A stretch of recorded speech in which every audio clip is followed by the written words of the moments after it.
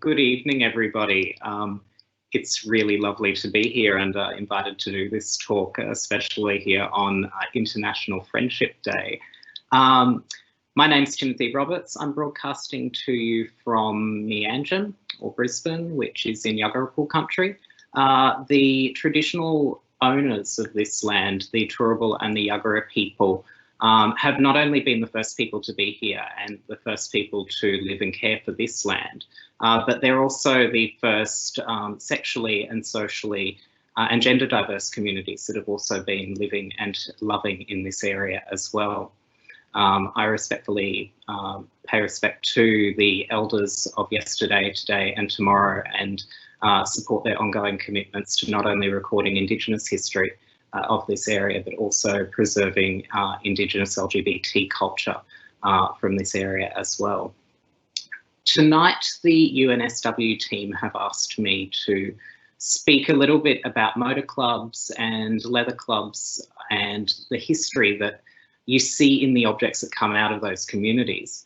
It's somewhat of a difficult community to trace because it's fairly underground, and that's something that I certainly came across when I started doing a project for Bootco 6 years ago now.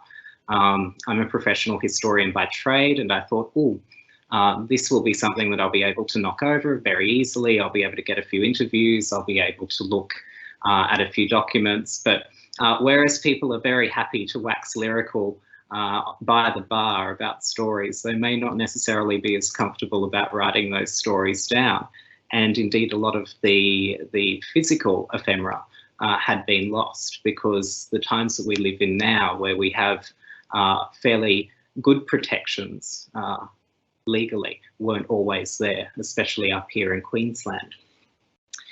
Some of you may not know terribly much about motor clubs or about gay men's leather culture, so I might give you a little bit of an overview to that first. What we know about what we consider leather culture is ultimately a term that developed in the 20th century. People have always had interests, sexual interests, and special proclivities, and I think sexual fetishes have been around as long as sex itself. However, an organised name for this sort of emerged after the Second World War, and it was rather connected to gay men who wanted to seek an alternate lifestyle. At that time, you had a lot of background from Britain. Wherever you were in the world, people looked back to Europe in terms of queer culture. And then there was this great shift after the Second World War towards America. In our more recent LGBT history, we can think particularly of the West Coast of America and certain times the East Coast as well for watershed moments in our history. Now, one key moment that is often identified with the emergence of a gay male leather cultural phenomenon is, as I said, the Second World War. We had a lot of uniforms in there. We had a lot of migration of men around the world, particularly here to Brisbane. A lot of Allied servicemen were actually staying here in Brisbane during the time. But what happened in America after the war was not all of those servicemen were cared for in the way that they thought they might be after their time of active service. And they decided that they'd prefer a certain alternate lifestyle. That alternate lifestyle often circled around being able to go onto the open road, often using a motorbike. Motorbikes at that stage were considered quite powerful, quite dangerous, quite unbridled objects. And this idea of being able to free yourself of the strictures of post-war society and just go on the open road and live the life that you really wanted to appealed to quite a few men. This also wasn't lost among gay men who were looking for certain freedoms themselves. And some of those men didn't particularly feel aligned with the more camp atmosphere that was happening in the underground cultures at that time. They wanted a certain machismo, they wanted a certain masculinity as well. So what you begin to see in the 1950s is the emergence of clubs where men could come together. They do usually have bikes, some of them would have cars or trucks as well. They'd meet together and they might go on camping trips.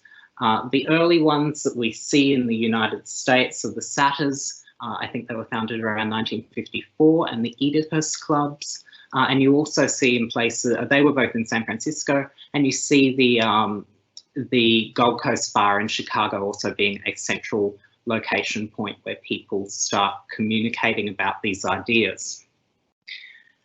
During the 50s, some gay men were able to travel from Australia over to the United States, so they were able to bring back first-hand memories of these clubs as they were forming. However, travel sort of democratised a little bit later, nominally during the 60s and 70s. So we saw a bigger snowballing of interest around those years in Australia. But probably the most important feature, not just for gay men, but for all of Australia, all men in Australia regarding motorcycle culture was the 1953 The Wild One, which starred Marlon Brando.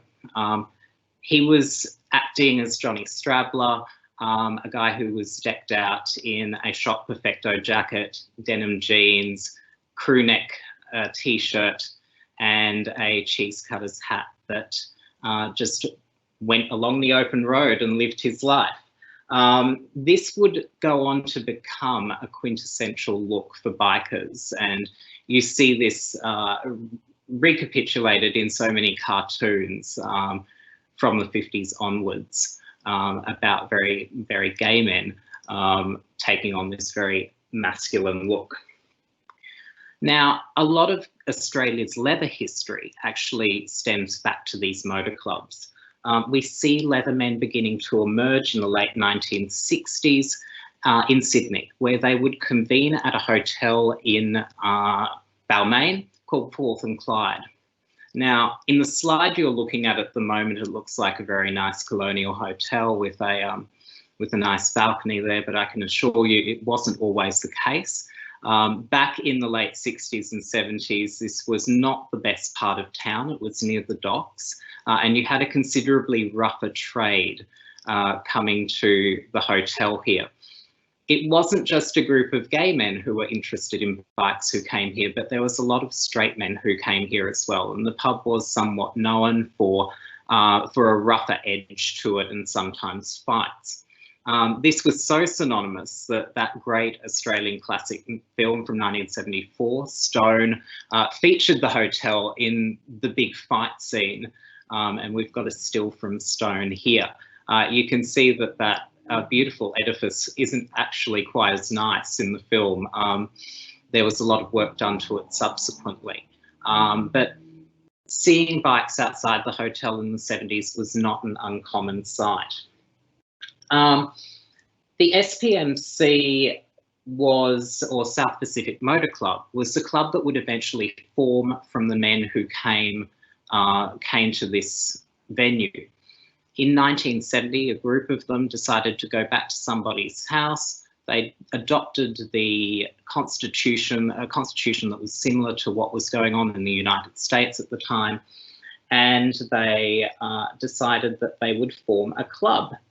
That club had a small number of members, initial members, and then from then on it would be invite only. So you'd need to be vetted by somebody else to become a member of the South Pacific Motor Club. Now, the club's logo is an interesting thing to look at. As you can see here in this slide, it's got that fantastic kangaroo motif that's reminiscent of the Qantas logo, but the letters of S and M are particularly prominent out of the logo, and that is certainly not a mistake. It subtly denotes sadomasochistic practices, which was certainly not a requirement to become a member of the club. It wasn't a sexualized club in any way, but it did respect the fact that several members were into that, and certainly borrowed the idea from the United States that some people were into that as well. This was something that was picked up on by other clubs as well. You see this emergence of S&M being used in several Australian clubs, most prominently the Southern Cross Motor Club badge, the Southern Isle Motor Club patch that you've got there in the middle, and the Southern Region Motor Club down in Adelaide. They predominantly put S&M as a key aspect of their logos as well. Now, the SPMC hosted a variety of gatherings each year, and they'd range from meetings at pubs and casual get-togethers in homes, and you might have dinners at a restaurant or something like that. But central to it was going on the club run. This is where you'd get your bike or your car and you'd go out to a place. It'd usually be a nearby national park. It wouldn't be too far away. But it would be sufficiently out of the way so you weren't going to offend any of the other people that might be camping. The reason for this is that in the early 70s, no Australian jurisdiction had decriminalised sexual acts between homosexual men. This wouldn't be something that happened until South Australia decriminalised in 1975, that states would progressively do that. As you could understand from that, discretion was of the utmost importance. So if you decided to go on these trips, you'd be given a map beforehand. It would show you where you need to ride or drive to, and you'd be asked to sort of bring something as well, because everybody would be expected to pitch in for dinner or drinks or breakfast the next morning as well. It wasn't long before other clubs, like the South Pacific Motor Club, started cropping up. So SPMC was founded in 1970, but the Roo Bike Club was founded in 1973, and that was the result of a major fracture in the SPMC membership, where they'd actually ended up having a big fight. And Roos were more interested in motorbikes. So I think you had to have a bike to be in that club. In 1975, a club over in Auckland known as the Five Star Motor Club was founded. And in 1976, 3 clubs emerged: the Griffins in Canberra, Elagabalus in Adelaide, and the Jackaroos in Melbourne. In the late 1970s, you would see the Boomer Motor Club form up in Darwin, and another rift among the SPMC members would happen in 1979, and the subsequent New Sydney club that was formed there was the Dolphins.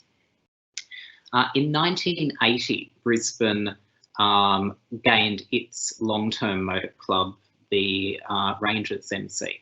However, it had a little bit of history with motor clubs before then. In late 1977, a club called the Abaddon Motorcycle Club was founded. We're very fortunate in the Australian Lesbian and Gay Archives to have a handwritten letter, a rather delightful handwritten letter, from the president, or rather secretary of Abaddon, dated the 15th of June 1979, to the newly formed Dolphin Motor Club. The secretary admits that it had been a battle to get the club going, and that after 1.5 years of operation, they still only had about 10 members. He wrote on to say, "We are a group of guys who love bikes, our brothers, and strive to generate the true spirit of comradeship. We are not bikies, but bikers. Some of us may prefer to wear leather jackets and jeans, but although tough looking on the outside, we all possess that inner feeling of love for our brothers." To be a full member of Abaddon, you had to own a bike or ride a bike. That said, the secretary admitted in his letter that the majority of members were actually associates and didn't ride at all. It's therefore, at least to me, rather unsurprising that around late 1979 or early 1980s, Abaddon wound up. In its place, however, the Rangers MC was founded, and the Rangers had a little bit of a wider remit, just being a general motor club. So you didn't have to have a bike, you could have a truck, you could have a car. And the Rangers also pitched themselves as a camping and bushwalking club as well. So it was really much more focused on men who were interested in just getting together and having a good time. I think that that may have contributed to their longevity for 31 years. Many clubs, as I've mentioned, made reference to S and M in their logos, and that certainly was not the case with the Rangers. We are indebted in Australia to have a fantastic archive of motor club culture preserved in the Australian Lesbian and Gay Archives that was formed by two men, Noel Lewington and Peter Toogood, from about the early 1990s onwards. They really started actively collecting this material. They'd been in motor club culture since the very beginning, but a lot of the documents that we have today were preserved by them. And not only did they do that, but they started writing and did a few talks on motor club culture in the mid-90s as well. And Noel and Peter described the Rangers as a social club more than anything else. This is confirmed by the first founding president of the club, Ian Mann's report for the club, which was published in December 1981. He wrote, "The Rangers is a social club. Our various events and activities are arranged for our members to enjoy as social occasions. This is their primary purpose. Their success should be measured in those terms and not on the basis of the number of sexual encounters." Needless to say, somebody was obviously unhappy with the number of sexual encounters to elicit that remark. A person who I've had the great fortune of meeting and being friends with for a number of years now, a former president of Rangers, Frank Croucher, was an active member of the club from 1993 onwards and was there right through until the club disbanded in 2011. He noted that Rangers was essentially a camping and bushwalking club. That was meant to say that men didn't participate in sexual activities in their private homes or that private sex was permitted at club runs, but the club's events were strictly billed as social engagements. Like other clubs, the Rangers went on regular runs to nearby campsites, nearly 8 a year, in fact, which is quite a feat to organise, almost one per month. They hosted dinners at other people's homes. They sometimes went out to restaurants as well. And they regularly came together to share drinks and have a laugh at the pub. Now, the club's, the first meetings that the club had were at the Alliance Tavern, which is in the inner Brisbane city area of Spring Hill. Later on, they would move to the Sportsman Hotel, which remains a central part of Brisbane's LGBT bar culture. To give you some character of what the Alliance was like at the time, and probably a little bit of the political character of Brisbane at the time, there's a very, very interesting comment that was made by Andrew Fraser, the journalist, in the Canberra Times in 1989. At the beginning of this decade, while still a university student in Brisbane, one part-time job I helped to pay the bills was in a gay bar at the Alliance Hotel in Brisbane's Spring Hill. After initial nerves and learning to stay on my side of the bar away from straying hands, a job turned into a bit of a hoot with my unorthodox clientele, and if I had to wear a Boy Scout uniform, what of it? Each Wednesday after the bar closed at 10 p.m, this was before the days when we were all exhorted to think of the tourists, and bars closed promptly at 10. Most of the patrons adjourned from the bar to the disco downstairs, which necessitated a trip around on the footpath, and generally they would loiter on the corner for 15 minutes or so, exchanging gay banter before hitting the disco. The only thing was that on the other side of the road was Bjelke-Petersen House, headquarters of the Queensland National Party. One night back in 1981, there had been a meeting at Bjelke-Petersen House, which had adjourned around 10 p.m. After the meeting, those who'd attended had loitered on the footpath outside, still chatting. It was an incongruous sight.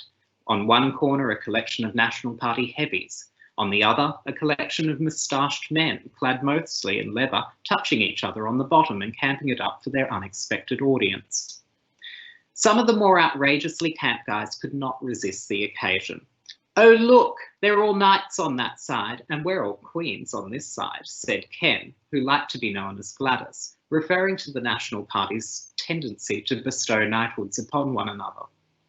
Most of the National Party gathering adopted stiff upper lips, leading to more jokes, and departed into the night, but it must have stayed with them if the early parts of this election campaign, referencing the 1989 election campaign that was lost by the National Party in Queensland, are any guide. That election campaign was particularly interesting. It was obviously after the collapse of the government and the outcome of the Fitzgerald inquiry, but the Nationals had thought that it would be terribly good to run a campaign that essentially was a styled lock up your sons campaign, where they thought that the Gold Coast would become a homosexual haven, complete with its own Mardi Gras, and they tried to use that as a bargaining chip, which clearly didn't work because we got a new government in then. The Alliance was arguably one of the ancestral homes for not just leather culture in Brisbane, but specifically the Rangers. They frequented that area quite a lot. However, another ancestral home is a now demolished house in Holland Park. You can't see it in this image, however, these gents are standing outside the patio of this house. It's down in Holland Park West on Brisbane's inner south side. And it was the home of one of the club's founders, Ian Mann, and his partner, John Muller. They eventually sold that home to another member of the club, Alan Killips, who resided there pretty much for the rest of the time that the Rangers were around. And in fact, a good friend of his who was also living in that house sold that house only in 2016. So it was pretty much the Rangers' home for many, many years. Beyond these two locations, club events would be to various national parks in state forests around Queensland and northern New South Wales as well. There'd be occasional barbecues in the park. There'd be outings to restaurants. You'll see some images of that later. And at these events, the Rangers flag would be raised or hung, and if possible, other banners from other clubs would also be hung to show that the space that people were entering was a safe space where they could be themselves. Now, I'd like to turn to the main part of this evening's chat, which is about a denim overlay. I'm wearing one at the moment, but we're going to be looking at a denim overlay that was the property of a member of the club who was there for almost the entire length of the organisation. So it's really a fabulous document to look at the history of the club and the history of personal relationships that happened during that time. So overlays, which were usually leather or denim vests, would bear the insignia of the club that you were a member of.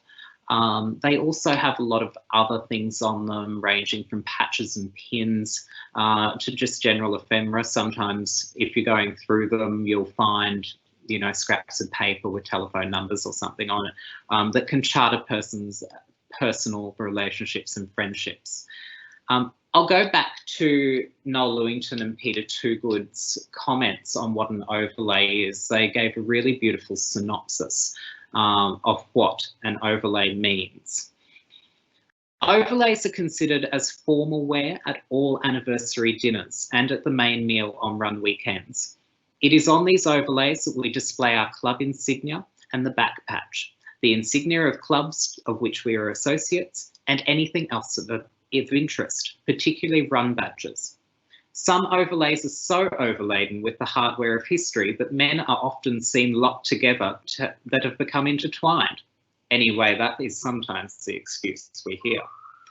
One club forbade the wear of overlays in back rooms and beats, and another condoned it. One club kept uniforms clean, but another forbade the washing of overlays. The tradition of overlays is something that still happens within leather culture. Some have quite formal connotations as well. I was presented with this delightful leather vest when I became Queensland Leather Boy back in 2015. And as you can see, it is emblazoned with that title on one of the sides of it. And on the back, it has my club on there as well, Bootco. That is something that I really only bring out for formal occasions. I wear it to events, say, when another title holder is being announced, to formal leather dinners. Each year my club hosts a formal leather dinner. So that is another opportunity to wear that, but it's not something that I'll just wear to the bar on a Friday or Saturday night, because it does have that special significance as well. If I do want to wear something a little bit more relaxed, I have a little armband that I got made that has QLB 15 on it, and that still designates that I might be representing my club, but in a lot less formal manner. We might go into the overlay that I'll talk about now. So I'll give you an image to look at, a bunch of Rangers men wearing their overlays. So in the Rangers, the overlay was blue denim. Different clubs had different denims. SPMC, South Pacific, they would have a white denim overlay. And that would be worn over the club uniform. So Frank Croucher, former president of Rangers, noted that the uniform consisted of an army-style khaki shirt, either short or long sleeved, and you would wear that with blue jeans, boots, and a sleeveless denim overlay vest. The shirt had our club patches on each sleeve just below the shoulder, and the overlay had a back patch in the shape of a Queensland map with the logo in the centre. The overlay also served as a medium for the stitching on of logo patches from the other motor clubs throughout Australia. There was a stipulation that no other club's logo or badge should be higher than the overlay on the Rangers' own. Most clubs had this same stipulation and it was respected. And here is the overlay that I will be taking you for a journey through now. It is made, it's a pretty basic cut of vest. It's made by Murray River brand, which was kind of Target's brand at the time. And I can't really date it specifically. The logo that was being used by Target at that time went from 1973 to 1989. But a lot of the patches date from the 1980s and some from the late 1970s. So we can estimate that it would have been purchased maybe around the late 70s. As you can see on the back, it has that map of Queensland with the Rangers Motor Club logo there. Noting that logo, you can see the green and the brown in that. That references national park colours. Quite a lot of the national park staff in Queensland wear a similar khaki uniform with some brown detail on it. But the front of that overlay is aesthetically much busier and it is laden with pins and patches. Now I'll go on to show you a few of those. The most frequent symbol that we see across the overlay is patches from the Dolphin Motor Club. There are no less than 6 across the front of the vest, and there's one in a pocket as well. DMC, the Dolphins, were founded in 1979. They were, as I said, a splinter group from the South Pacific Motor Club. They had an interesting relationship with Queensland. In 1985, a couple of members moved up from Sydney and they tried to found a chapter of the Dolphins in Brisbane, but this wasn't terribly successful. It didn't grow legs over time. However, the relationship between the Dolphins and the Rangers as clubs was extremely amicable. They shared dinners together. They had presentations and even a friendly rivalry in the later years of the two clubs. They ended up being the last 2 clubs active in Australia. So there was this kind of friendly banter going on between the two cities and the two clubs. They did present various things to the Rangers as well. This here is quite an early banner. You would give a banner to your fellow clubs out of respect and to show them that you were friendly with them. So this is quite early. It's a denim-backed banner with the DMC logo on there, and you can see that there is some grey and blue grosgrain ribbon used to decorate that there. Later on, they came with something a little bit more elaborate, a much bigger patch that is on a belt leather backing with a chain to hold that from. Throughout the rest of the presentation, there is one photograph, I think, that I show where you'll actually see some of these in the background hanging at an event. And you would hang those in the club rooms or at the bar or a restaurant to show that those people were certainly welcome in your space as well. The pins and the patches from the Dolphins that are on there, you can see a couple that say 20 and 30. They are commemorative patches for various birthdays of the Dolphins, and the pins are just of varying sizes, 3 different size pins that they made at different times throughout their life, and there are some discoloration on those as well from age and use and love. The second most prominent logo that you will see throughout this overlay is the Australian Club Run Association, or ACRA as it is known. ACRA was founded in 1993 at the 20th anniversary event of the Southern Region Motor Club down in Adelaide. It had a mandate to serve all of the motor clubs nationally, and it would organise a national scale run to ensure that the clubs were communicating and in good friendship with one another. The inaugural president of ACRA was John Brymer, who was president of the Griffin Motor Club in Canberra at the time. And indeed, the first ACRA National Run was to Canberra in 1995. We can also see a second patch for the second National Run 2 years later that was held in Victoria.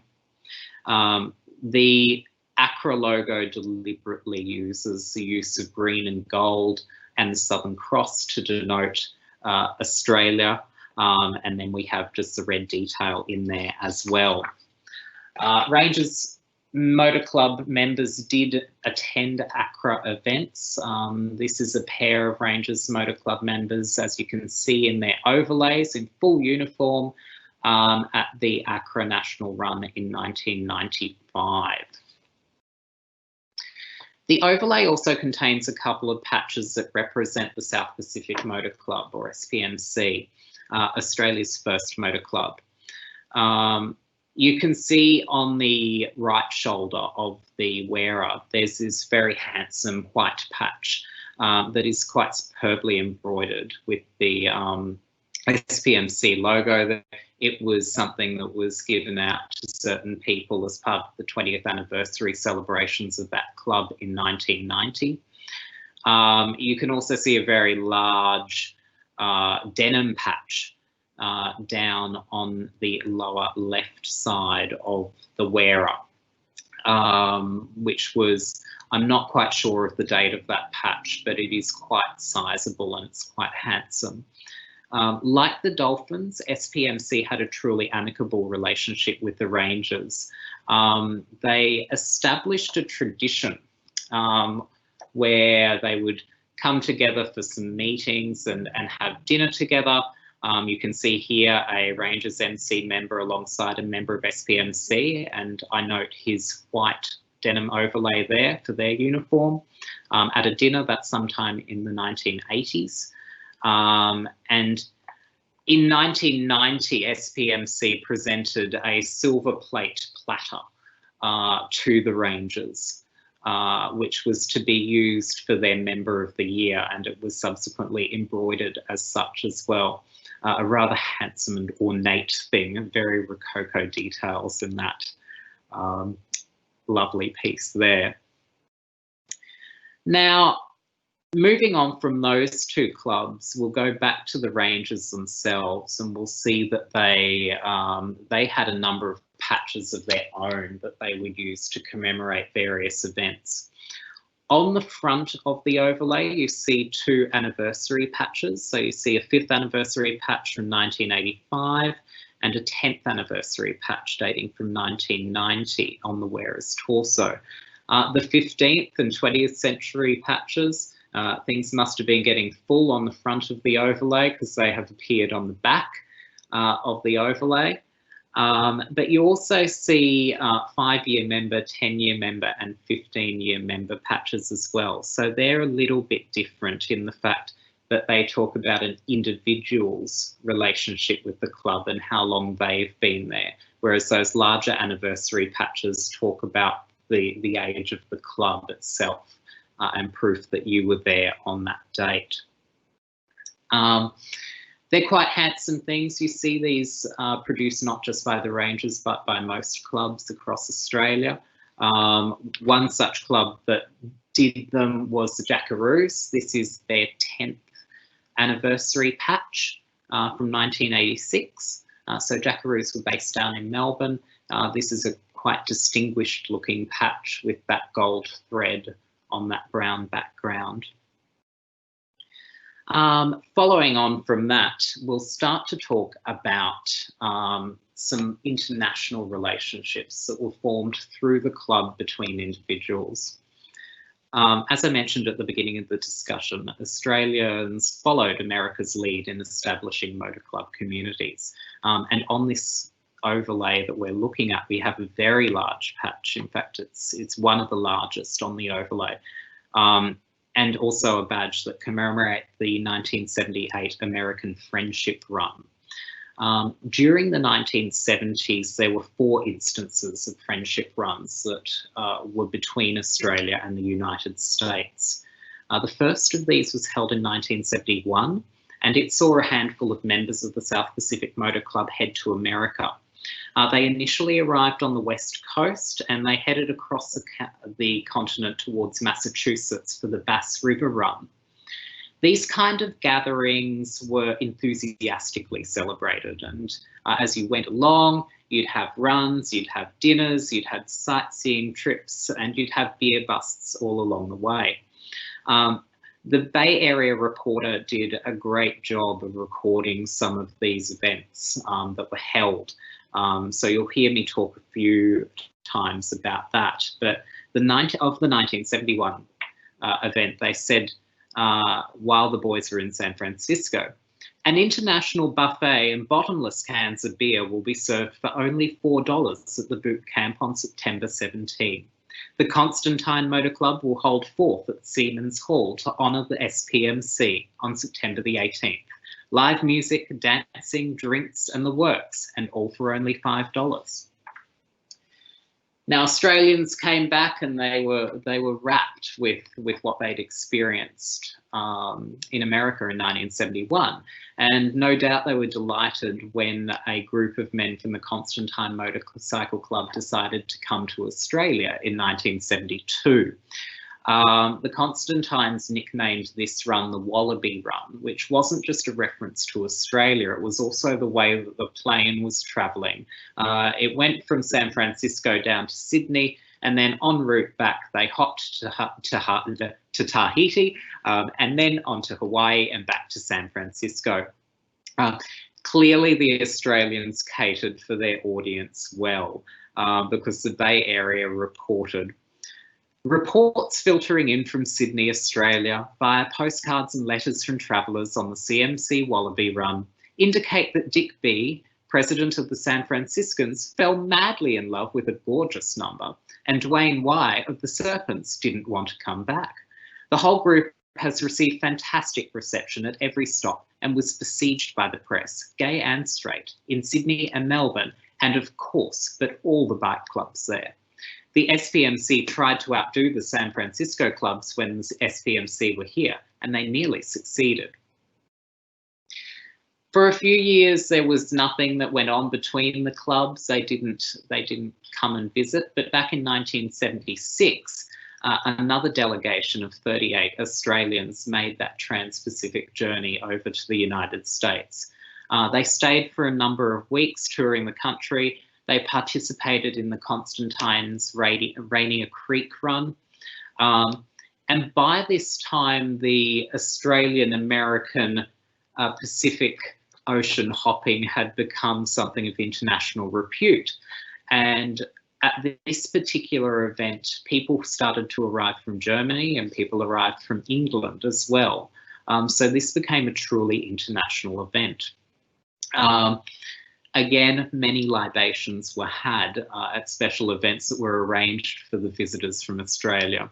Bay Area Reporter noted in '76, fresh on the heel of Phoebe's celebrating their 10th anniversary and those fabulous buttons and patches, the Aussies arrived in our town to be greeted by a huge crowd at the Golden Rivet, with representation by not only our own bike clubs and bikers, but members of clubs from many parts of the country. The Aussies faced a dazzling schedule, including a brunch run to Juanita's in Glen Ellen, a brunch at the Alhambra, cocktails and receptions at Phoebe's, and some free time to explore on their own. It is clear that the Australians left their mark on at least one particular American. Some people who are watching this stream will be aware of a legend in Australia known as Trough Man, a person who was into piss play or being urinated on, and he was somebody who you'd see at various parties, particularly in the 1980s. He seems to have had a counterpart in America, in San Francisco in the 1970s. A guy by the name of Chuck with rimless glasses, who for close to a decade would put these advertisements, these tiny little advertisements in the Bay Area Reporter on a fortnightly basis to advertise his services and his sexual proclivities. But in this advert, he says that his attraction to gold water led me, of course, to such visitors as the Aussies last week and the German bikers earlier. So he clearly did have some fun, and probably some of the Aussie guys that came and visited did too. Now, returning to the patches and pins that I showed you a little bit earlier, this is the fourth Trans-Pacific run that happened. So the American Friendship Run was hosted across Australia.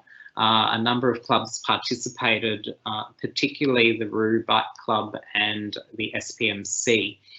The Americans toured around. They went on a few runs. They did have a dinner at the Barrel Inn in Sydney as well.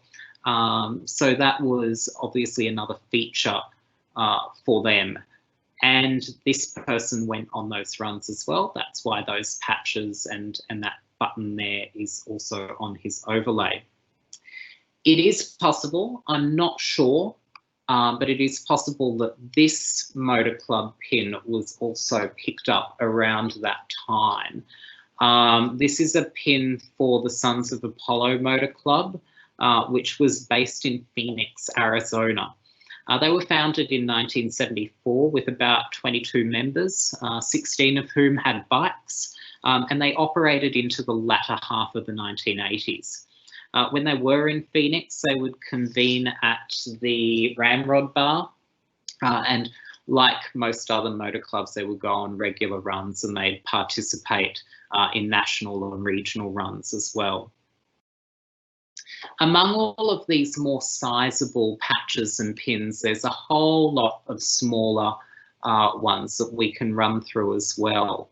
Up there on the top left, you can see that patch that has 4 R's on it.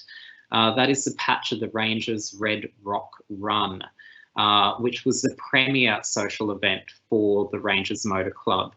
They would go to a different location each year. It would be a full weekend. It would usually be in May to commemorate May Day. It would be the May Day long weekend that they would take advantage of rather.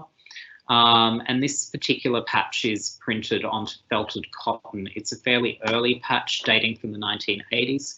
You can see the ranges colours in there, the green and the brown, and then the other colour red for Red Rock.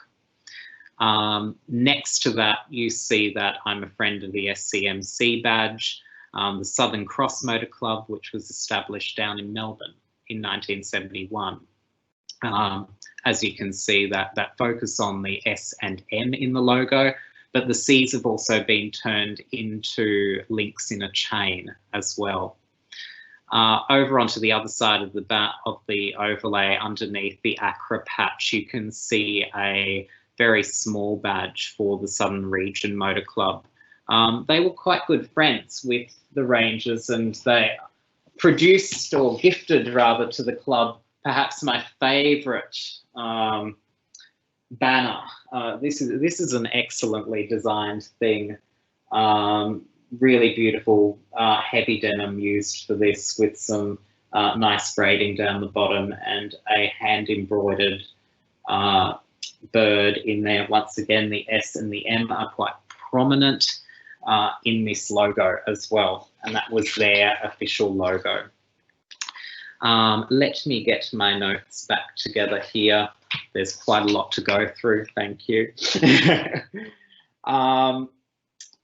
As we're going further along, you'll see the rainbow ribbons there. You see a makeshift rainbow ribbon directly under the Southern Region badge, and you also see one on the far right of the overlay, or the image rather. The rainbow is obviously something that is quite synonymous with LGBT culture, and it was something, using it as a flag was devised by Gilbert Baker in 1978. You don't see it coming into Australian culture so much until the very late 80s and early 90s. I guess it's a very bright and open thing, so it wouldn't have been particularly good pre-decriminalisation in Australia because of its visibility. In that earlier time when a lot of gay rights activists are fighting for decrim in the 70s and 80s, the pink triangle is used, which harks back to World War II. Down at the bottom of the image, on the right-hand side there, you see Bluey Day. Now that's a pin that dates from the late 1990s. And it was merchandise that you could purchase to raise funds for children who were living with cancer. It was born from the minds of a few police officers, but it ended up growing into a national project where members of the public, and especially the armed services, armed forces and the other essential services, would shave their heads or dye their hair blue. And you can see that very cute cartoon of a blue heeler as the mascot in that pin. On the right-hand side as well, you can see up the top there a teddy bear in a tuxedo. We can see an upside-down bilby. We can see a little flag of Canada. They're all of an unknown origin. I won't ever know anything about them, but no doubt they had some significance to the wearer of this overlay, and they depict in some way really beautiful things, are tales that can no longer be told, but are still nonetheless quite significant. The red ribbons that you can see on the overlay, they are representative of HIV and AIDS fundraising. Red ribbons started appearing out of ACT UP as an activist and artist project in 1990, and that project translated to Australia about 1992. You see the first adverts in 92 around Australia, especially in Brisbane, saying that you could buy a ribbon to raise money for AIDS organisations. I know that the Southern Region Motor Club in Adelaide did something similar in 1992 as well. And of course, the Red Ribbon fundraising project is something that still goes on today. One last curious but effective piece of merchandise is this black plastic stubby opener. I have never seen something like it before or after, but it would certainly come in handy if you were at the bar and you just purchased a bottle of beer, or if you were out on a run and someone gave you a beer. I'm not sure what the 5 represents in this. It might have been something for a 5th anniversary gift to members or piece of merchandise, or it could actually be a membership number. This member would be sufficiently early to possibly be member number 5. Unfortunately, I don't have any membership records for Rangers to verify that, though. Nonetheless, it's a unique and very interesting piece of club history that I haven't seen anywhere else. Overlays are obviously not these objects that just kind of sit around and don't do anything. They're very active. Somebody wears them, and you occasionally find these surprises in them as well. As I was mentioning earlier, you might find a phone number, you might find tissues and stuff like that. I went into the pockets, and it feels terribly macabre going through somebody else's pockets, but I did go through the pockets and I found 2 patches that hadn't actually been attached to the vest. But rather sweetly, these 2 patches were held in the chest pocket that was over the wearer's heart. There's a DMC 25th anniversary badge there, and there's also a Red Rock Run badge that was produced by the Rangers in 1984. That 84 journey went to a beachside location. It was in the first weekend of May, as was traditional for the Red Rock Run, but we have little details beyond that. Denim is obviously a really physical object, and it ages with you because it's so utilitarian. It rips and tears, it fades. People tend to wear denim until it completely wears out. And the overlays really speak to this. You see over time, blue denim will fade, you'll get rub marks on the overlays as well. And that story in itself is quite beautiful. Even though it doesn't specify anything that can be recounted, it nonetheless means that that object was being used and that it was a symbol of friendship. Remember, if somebody was wearing this, it would also, as much as the flag in the back of that image, it would be a beacon to somebody else in the room that they would have a friendly face there as well, that they could possibly go up and talk to.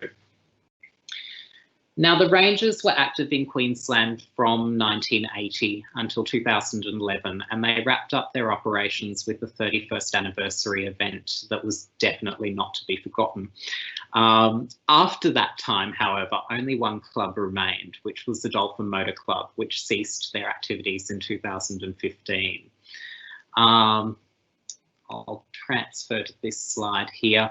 Here are some members in the 1980s. You can see to their left a combination of patches up the wall there that had been presented by many clubs, and the Nova patch, if you are able to see it, is actually from New York City as well. So these relationships did not just exist within Australia, they were truly worldwide. Former president and long-term member of the club, Frank Croucher, attributes the demise of men's motor clubs largely to the decriminalisation of consensual sex acts between men, as it would become safer for people to express their identities publicly. They could go to bars, they could hold hands in the street. There was less of a need to get out of town and forge your own safe space with like-minded people. I'd also like to argue in some ways that these clubs aged as their memberships aged. There was a really strong emphasis that everybody had to chip in and do something. You know, somebody had to organise the run and do the maps and distribute them. Somebody had to make sure that they could bring, you know, the booze. Somebody had to bring the cutlery. Somebody had to make sure that the gas bottles were all filled before these runs. This level of commitment wasn't required by younger generations that could easily access venues, especially after decriminalisation.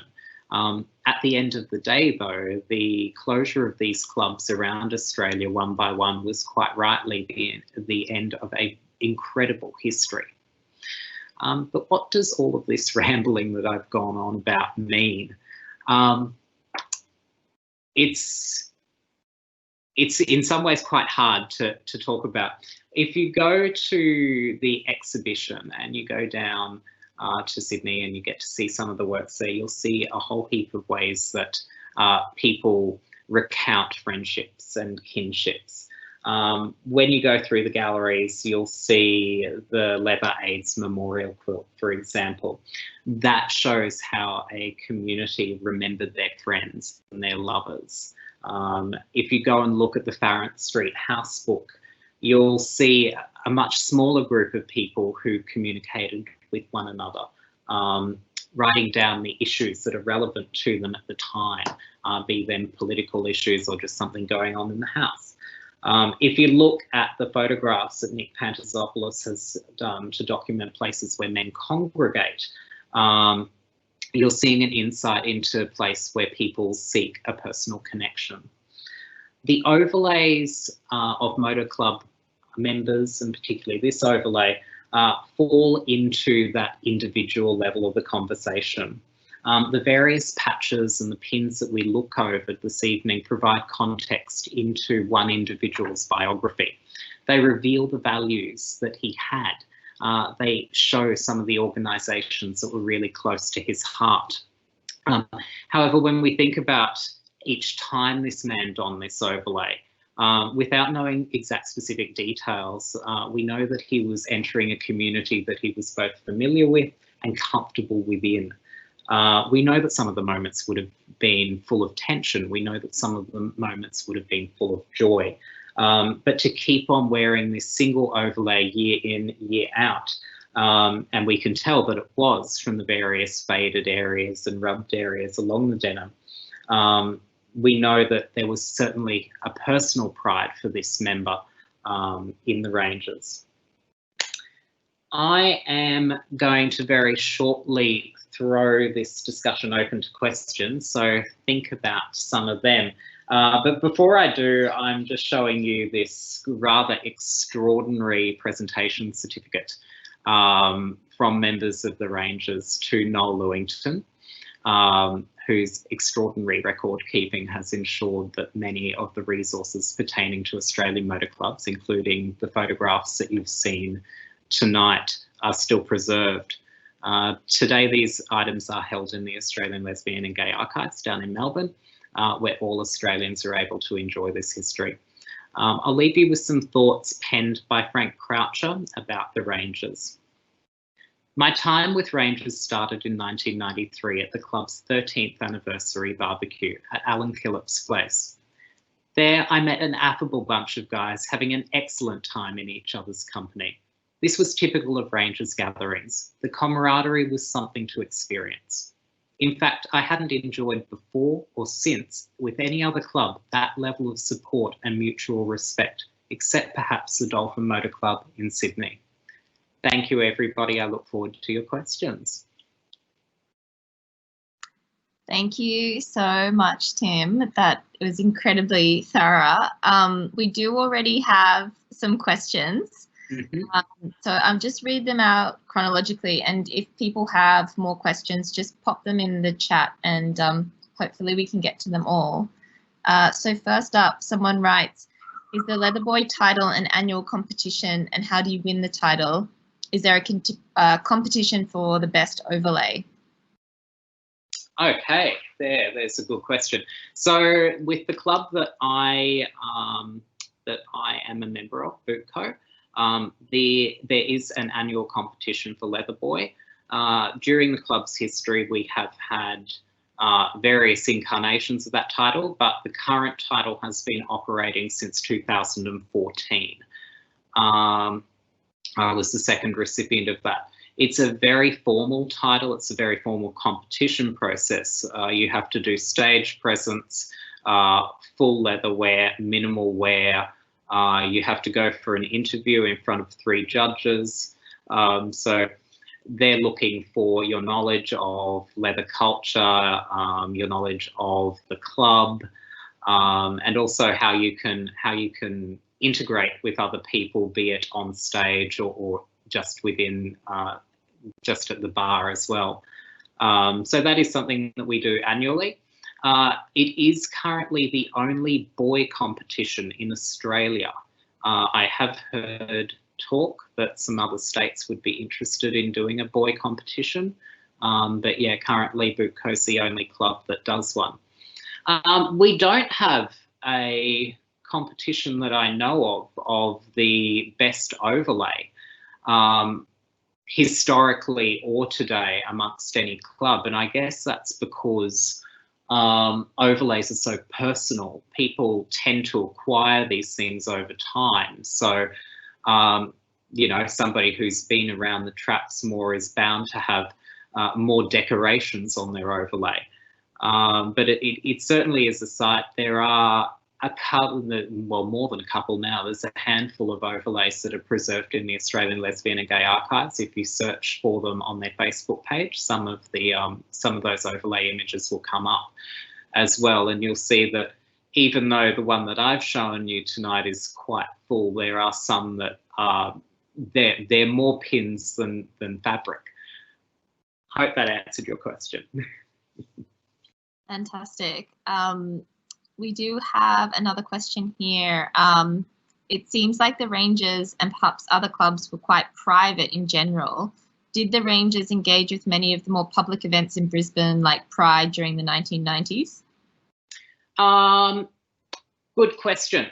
The Rangers did engage a little bit more widely. In terms of Pride, they were fairly quiet. Bootco tended to be more public.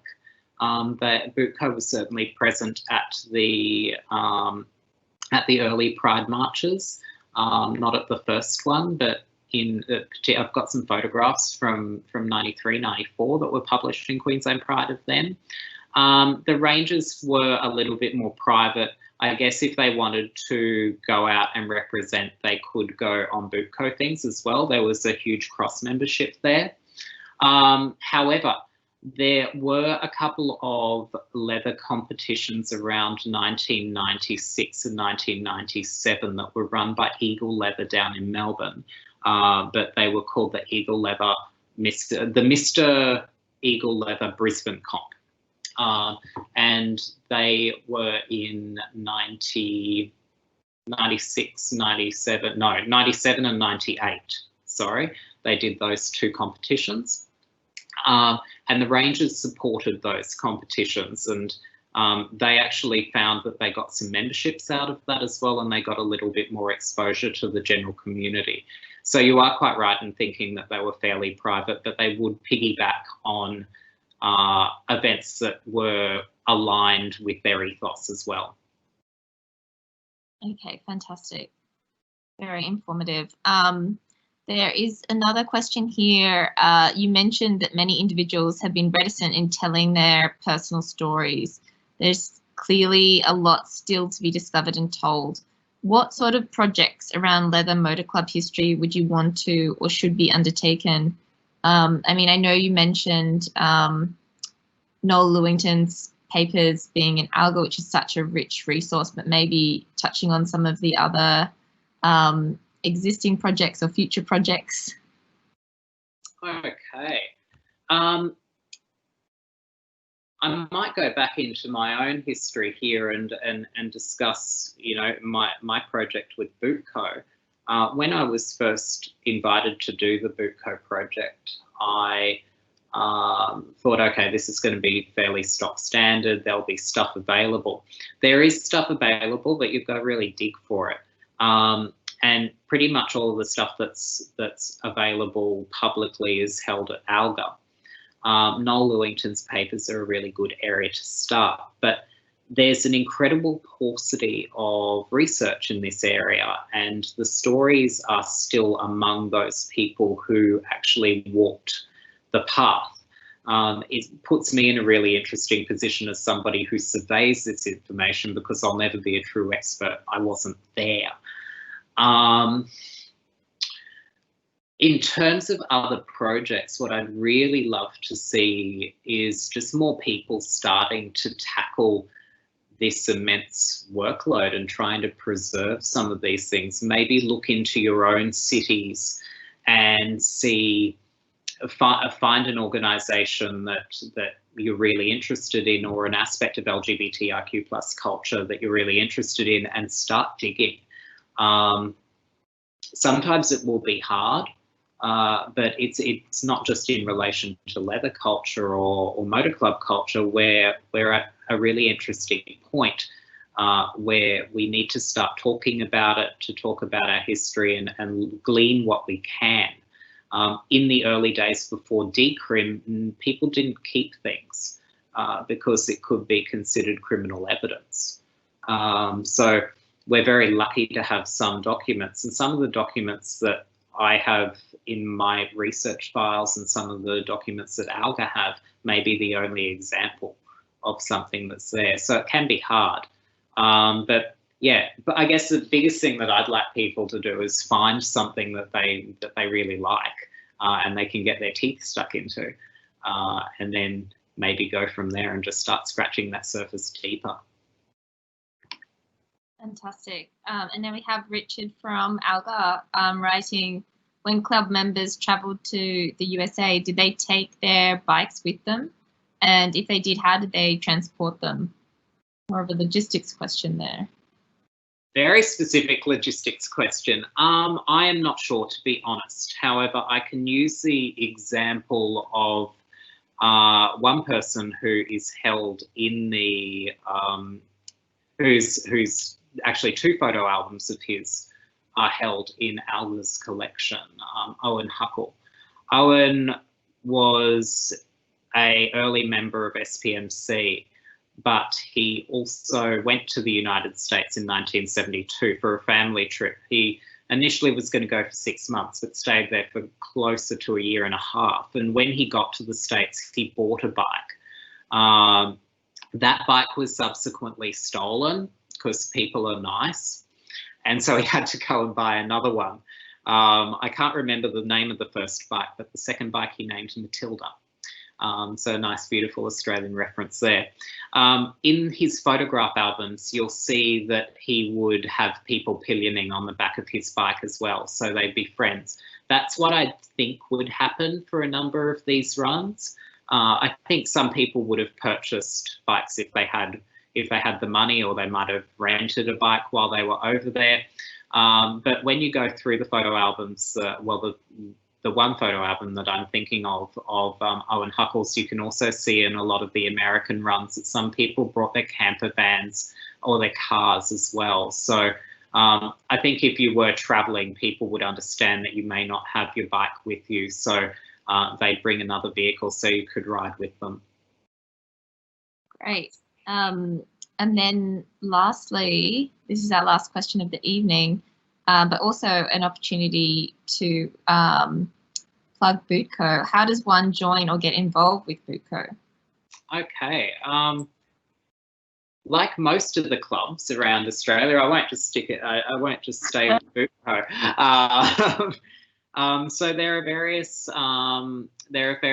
leather and fetish groups around Australia. Most of the cities have a group that meets regularly. In Sydney, there are actually a few. Down in Melbourne, obviously, the ancestral home of the leather community is the Laird, and they have their annual Laird Leatherman competition. So if you rock up there on any day of the week, you're likely to find people who'll be more than happy to explain about it. Bootco, we have a membership structure. You can go on the website and you can purchase a membership, or you can just come to the club's pub nights. Now, interesting times that we're in at the moment. We haven't been able to hold a pub night since our last one was February. because we went into lockdown after that. And then as we have had the restrictions reduced in Queensland, we've done a couple of dinners. Bootco has a Facebook page, which can keep you up to date with the events of the club. And I'm hoping, pending these recent days events up here in Queensland, but hopefully we'll be able to get back to normal operations. We do one pub night per month on the first Saturday of every month. Down in Adelaide, they have Adelaide Leather and Fetish. That's not just restricted to gay and bisexual men. That's open to people of all genders. So you can go there. They do. They've got a Facebook page as well. They do regular events, and they host the annual Geared Festival, which I think is penciled in for November, which is good for 4 days of leather, incorporating the Mr. Adelaide and Ms. Adelaide leather comps. You've got workshops, you get leather markets, there's all sorts of things there. So yeah, if you're looking in your local cities or anything interstate, just head on Facebook, find out things, and then most people will talk to you as well.